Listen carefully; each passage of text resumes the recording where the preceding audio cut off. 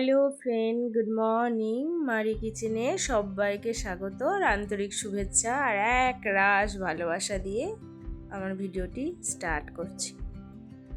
তো যে যেখান থেকে দেখছো আশা করি সবাই ভালো আছো আর আমিও ভালো আছি। সকালবেলায় উঠে রান্নাঘরের জানালাটা খুলে দিলাম, তারপরে দরজাটা খুলে দেব। মেয়ে স্কুলে যাবে, আমরা বাড়ি গেছিলাম, তার জন্য অনেক দিন আমি ভিডিও ছাড়তে পারিনি। জানি না কে কে আমাকে মিস করেছো আর কে কে করনি। যারা আমাকে মিস করেছো প্লিজ আমাকে কমেন্টে জানিও। এই যে দেখতে পাচ্ছ আমার নতুন অতিথিগুলো, তোমাদেরকে একদিন দেখিয়েছিলাম, বীজ ফেলেছিলাম, হয়েও ছিল, কিন্তু আমি না থাকার কারণে কিছু মরে গেছে আর কিছু বেঁচে আছে। আমার পাশে যে থাকে হয়তো সে কিছুটাই জল দিয়েছিল, তার জন্য এরা বেঁচে গেছে। আর দেখো আমার ধনেগুলো তো একদম শুকিয়ে জ্বালানি হয়ে গেছে, বড় আফসোস লাগছে। কি আর করব বলো, কিছু করার নেই। সকালবেলায় উঠে একটু বাইরে দাঁড়িয়ে নিচ্ছি আর মনে আফসোস করছি যে সব গাছগুলো আমার মরে গেল। বড় শখের গাছ ছিল, খুব শখ করে লাগিয়েছিলাম, মাটি কিনে এনে টব কিনে এনে। যাই হোক, আর কি করব, চলো সে রান্নাঘরে যাই। তো কিছুটা মটর ভিজিয়েছিলাম, তো আজকে সকালবেলায় করব মটর ঘুগনি, মানে ঘুগনি আর লুচি। মেয়ে স্কুলে যাবে, দীর্ঘদিন ধরে তার স্কুল কামাই হয়েছিল, আসলে তার শরীরে একটু গুটি গুটি মতো বেরিয়েছিল, তার জন্য আমরা বাড়ি চলে গেছিলাম। আর আমাদের একটা এক্সট্রা কিছু কাজও ছিল, তার জন্য গেছিলাম। আর তোমাদেরকে আগের ভিডিওতে বলেছিলাম যে আমি একটা গাড়ি নিয়েছি, সেই গাড়িটার জন্য গেছিলাম আর কি। তো রান্না করে নিই, গ্যাসটা ধরিয়ে দিলাম, ঘুগনি সেদ্ধ করতে দিয়ে দিয়েছি কুকারে। এবার আমি আটাটা মেখে নিব। দেখো আমি ময়দার আটা মিক্সড করি, কারণ লুচি সব বেশিরভাগই ধরো ময়দাই হয়, কিন্তু আমি ওতে বেশিরভাগ আটাটাই মিক্সড করি, কারণ বাচ্চা খাবে আর বাচ্চার জন্য ময়দা একদমই ক্ষতিকারক আর কি। তবু তো অনেক সময় স্কিপ করতে পারি না, অনেক কিছু ময়দার খাইয়ে দিই, কিন্তু তোমরা যদি কেউ পারো তো অবশ্যই করো, কারণ বাচ্চাদের জন্য ময়দা সত্যি ভালো নয়। আমিও একদম যখন ছোট্টবেলা ছিল স্কিপ করতাম, দিতাম না। এখন একটু একটু করে বড় হচ্ছে, সব কিছুরই স্বাদ বুঝতে শিখছে, তো তাই ধরো দিতেই হচ্ছে। আর আমার মেয়েটা বাইরে থাকার কারণে বেশিরভাগই ও ফাস্ট ফুডে মানে হয়ে গেছে, ইনভলভ হয়ে গেছে। তো আমি ওকে চেষ্টা করি যে সব কিছু বাড়িতেই তৈরি করে খাওয়াবো। আল্লাহর রহমতে প্রায় সব কিছুই আমি পারি আর কি। হ্যাঁ, তো এই দেখছো থালা বাসন এক গাদি হয়ে গেছে। আর আমি না থাকার কারণে আদা রসুনের পেস্ট ছিল না, তাই হালকা করে একটু পেস্ট করে নিব, শুধু এই ঘুগনিতে দেওয়ার মতো। তারপরে তখন সুস্থভাবে ভালো করে বেশি করে পেস্ট করব আর কি।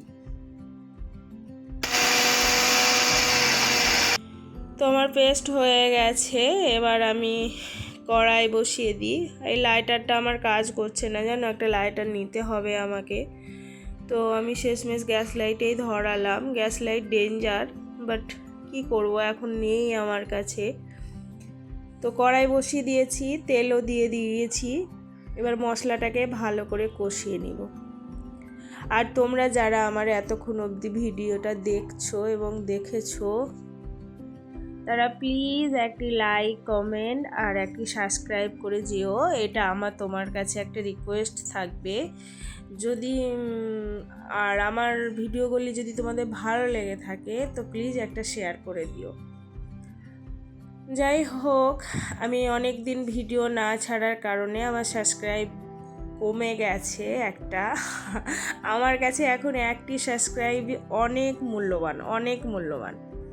সেটা কম বেশি সবাই জানো যে স্ট্যাটাসে যখন একটা সাবস্ক্রাইব একটা ইউটিউবারের জন্য কতটা মূল্যবান। তো সকালবেলায় মেয়ে ঘুম থেকে উঠিয়ে আবার চলে এসেছি কিচেনে। সকালবেলায় সত্যি আমার একটু চাপ থাকে খুব, এদিকে বড় অফিস যায়, তার রান্না করা, মেয়ে স্কুলে যায়, তাদেরকে ঘুম থেকে উঠানো আমার জন্য সত্যি অনেকটাই টাফ সকালবেলাটা। তারপর সারাদিন আমি ফ্রি, আবার তো 3:30 বাজলেই মেয়েকে আনতে যাই আর কি। আমার মতো কে কে সকালবেলায় অনেক চাপ আছে প্লিজ কমেন্টে জানিও, কিন্তু আমি জানতে চাই যে সকালবেলাটা কার এত চাপ। বিশেষ করে আমরা যারা বাইরে থাকি বরের জবের ক্ষেত্রে, তাদের সত্যি সকালবেলাটা খুব চাপ। আর সকালবেলায় বড় অফিস যাই তো হয়েই যায় আর কি। আমি অনেক সকালে উঠি, একদম আর্লি মর্নিংয়ে। তো মশলাটা আমি ভালো করে কষিয়ে নিয়েছি, জলও দিয়ে দিয়েছি, ঘুগনিও ছেড়ে দিয়েছি। আর ঘুগনিটা অনেকই গাঢ় হয়ে গেছে জানো, তার জন্য একটু পাতলা করে নিব। এটা অফ ক্যামেরাতেই জলটা দিয়ে দিয়েছি আমি। দেখো কত সুন্দর পাতলা করে নিয়েছি, অত গাঢ় খেতেও ভালো লাগে না। এবার লুচিগুলোকে বেলে নিব এক এক করে। এখন সকালবেলায় মেয়ে খেয়ে যাবে, তো ওকে প্রথমে করে দিয়ে দিব, তারপরে তখন আমরা খাবো। আশিক একটু দেরি করে অফিস যায়, তো কোনো প্রবলেম নেই আর কি, তখন আস্তে সুস্তে করা হবে।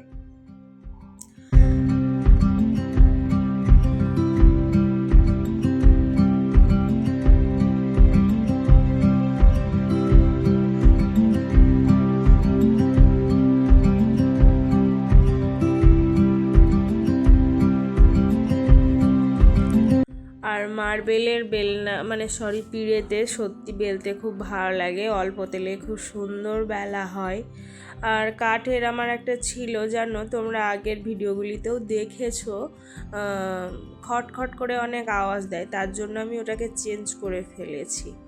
এরকম সমস্যায় কে কে পড়েছো বলো তো? সত্যি আমার ওটা দারুণ প্রবলেম করতো, দারুণ।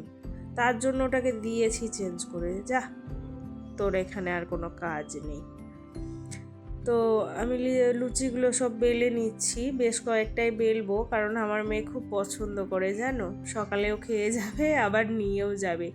আর যেদিন লুচি দিই আমি ওকে লাঞ্চে, সেদিন দেখি পুরো লাঞ্চটাই কমপ্লিট করে এসছে। তার জন্য একটু আটা জিনিস দিই আর কি।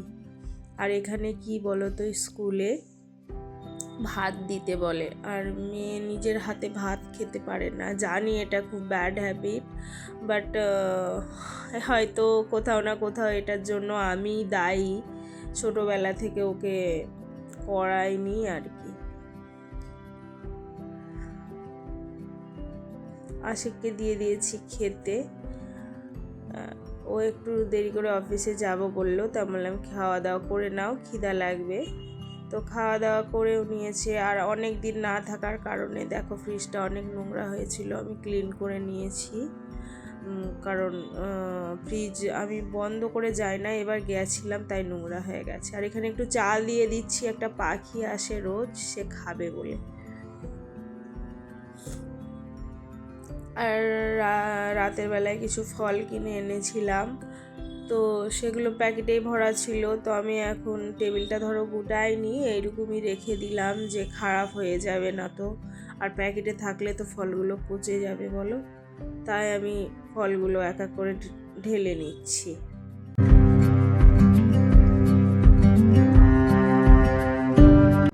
আর এই দেখতে পাচ্ছ, এইটা আমি তৈরি করছি, এগুলো করতে আমার খুব ভালো লাগে। তো এই কাঁথাটা আমি তৈরি করছি, তাই তোমাদের সঙ্গে একটু শেয়ার করলাম। কেমন লাগছে বলো তো? ভালো লাগছে? আমার তো খুব ভালো লাগছে, আর এগুলো করতে সত্যি আমার খুবই ভালো লাগে। যাই হোক, মেয়েকে ছেড়েও এসেছি, ঘরের বাকি কাজ করে নিয়েছি, রান্নাবান্নাও করে নিয়েছি, আশিককেও অফিস পাঠিয়ে দিয়েছি। এবার আমার যেটা কাজ থাকে আর কি, ধরো এখন 12টা অবধি চলবে, পুরো ঘর দৌড় গুটানো, জামা কাপড় কাচা কুচি মেলা এই সব আর কি। তো এক এক করে আমি আমার রুমটা গুটিয়ে নিব জানো। টেডিগুলোকে আমি এই দেওয়ালের ওপরে তুলে রাখি, আমার মেয়ে এসে নামিয়ে দেয়। আর ওর খেলার জন্যই তো, ওই যদি না খেলবে তো কি, এই যাদের ঘরে বাচ্চা আছে তাদেরই ডবল ডবল খাটনি আছে আর কি। তো বিছানাটাকে আমি মোটামুটি করে গুটিয়ে নিব, আর যাই হোক এইরকমভাবেই গুটিয়ে নিব। তারপরে এখানে পর্দাটাও একটু ঠিক করে দিলাম, এলোমেলো হয়েছিল আর কি। আজকে ডাইনিংটা পরিষ্কার করে নিই, ডাইনিংটা সত্যি যাচ্ছে তাই হয়েছিল। আচ্ছা বলো তো, তোমাদের ঘরেও কি এমনি হয়? ডাইনিংয়ের ওপরে চাবি, ডাইনিংয়ের ওপরে বুকস, নোটবুকস, ল্যাপটপ, ট্যাব, যত সংসারের আছে আর কি, ডাইনিংয়ের ওপরে গিয়েই সব পড়ে। মাথা খারাপ, যেখানে একটা কিছু থাকবে ওখানে গিয়েই সব জমা হয়ে যাবে। তো যাই হোক, ডাইনিংটাকে ভালো করে ক্লিন করে নিব প্রথমে, কারণ অনেক দিন না থাকার কারণে অনেক ধুলোবালি জমেছে আর কি। আর এমনিতেই তো রোজ দিন ক্লিন করা হয়, তবু এত ধুলো কোথা থেকে যে আসে বুঝি না বাবু। সব দিক মানে বন্ধ করে রাখা হয়, তবু ময়লা অনেক আসে, অনেক। তো আমি ক্লিন হয়ে গেছে, এবার চেয়ারগুলোকে এক এক করে ক্লিন করে নিব। তারপরে এবার আমি কভার পেতে দিব। এই যে কভারটা পাচ্ছি দেখো, এটা আমি নিয়েছিলাম, কোথা থেকে নিয়েছিলাম, ডি-মার্ট থেকে। আমি বাড়ি যাই তখন কিনে গেছিলাম, তো মলে নিয়েছি। দেখো না, আমি দেখছি দাঁড়িয়ে দাঁড়িয়ে, এত আফসোস হচ্ছে আমার যে মানে কোনটা উল্টো দিক কোনটা সোজা দিক বুঝে যায় না। মানে কালারটা এত ফেড হয়েছে, ও একবার কেচেছি, শুধু একবার কাচাতে কালারটা যাচ্ছে তাইভাবে ফেড হয়ে গেছে, খারাপ হয়ে গেছে। তো আমার খুব খারাপ লাগলো জানো, ভালো টাকায় দাম নিয়েছিল, খুব আফসোস লাগছে। কি করব, কিছুদিন ইউজ করার পরে এটাকে বাদ দিতে হবে আর কি। তো যাই হোক, আমি বারবার দেখছি হাত বুলিয়ে বুলিয়ে, আমার এত আফসোস লাগছে। নতুনে এত সুন্দর ছিল কি বলবো তোমাদেরকে। তো ভালো করে পরে নিই আর কি।